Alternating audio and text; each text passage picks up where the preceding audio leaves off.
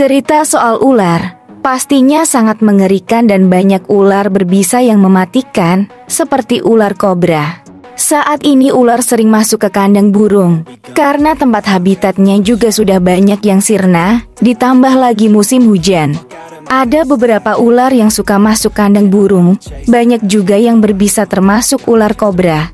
Ditambah lagi di saat musim hujan, ular akan merajalela. Inilah beberapa jenis ular yang perlu diwaspadai karena sering masuk ke kandang burung. Yang pertama ada nama ular jali. Untuk ular yang satu ini postur tubuhnya, bentuknya dan warnanya mirip banget dengan ular kayu.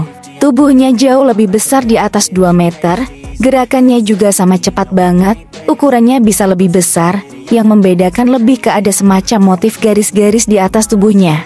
Yang kedua ada ular taring kucing, atau ular sowo manuk. Adalah spesies boiga yang cukup besar. Ia mendiami berbagai macam habitat, seperti hutan primer dan sekunder dataran rendah, terutama tepi hutan, dan telah beradaptasi dengan baik pada habitat yang terganggu atau terbuka dekat dengan tempat tinggal manusia. Walaupun terutama arboreal atau hidup di pohon, ia juga menunjukkan sedikit aktivitas pada saat di tanah. Pada daerah berhutan, ular ini diketahui sering berada di atas kanopi. Yang ketiga ada ular gonyosoma atau ular bajing. Ular ini terutama hidup di pohon, aktif pada siang hari dan terkenal karena sering menyerang sarang burung. Ular ini juga memakan kelelawar, tikus dan kadal. Ular ini membunuh mangsa dengan cara melilit dan tidak memiliki bisa. Dengan tubuh yang tebal, kepalanya lebih lebar dari tubuh, moncongnya panjang, sisiknya halus dan lidah berwarna biru hitam. Ular ini akan mengembangkan dirinya jika merasa terancam, dan pelan-pelan mengibaskan lidahnya ke arah atas dan bawah, dan biasanya diam di tempat. Ular ini akan menggigit jika diperlukan. Yang keempat ada ular kobra.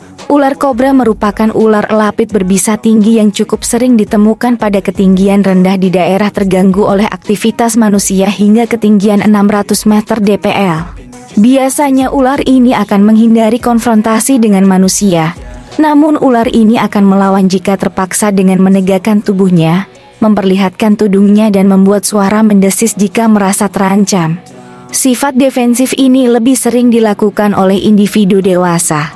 Jika sang pengganggu tidak segera memundurkan diri, maka ular kobra ini akan menyemburkan bisa kepada matanya. Semburan bisa oleh ular ini diketahui tepat sasaran.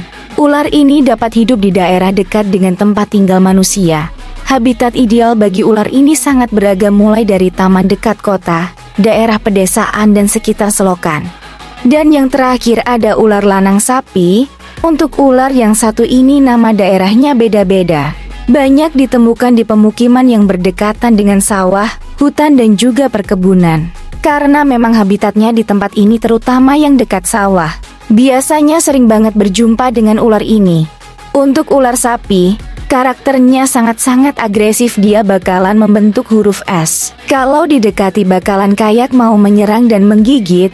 Cuman tenang saja, meskipun sangat agresif, ular yang satu ini bukanlah ular yang berbahaya. Sama dengan beberapa jenis ular lainnya yang berguna mengontrol populasi tikus di pertanian.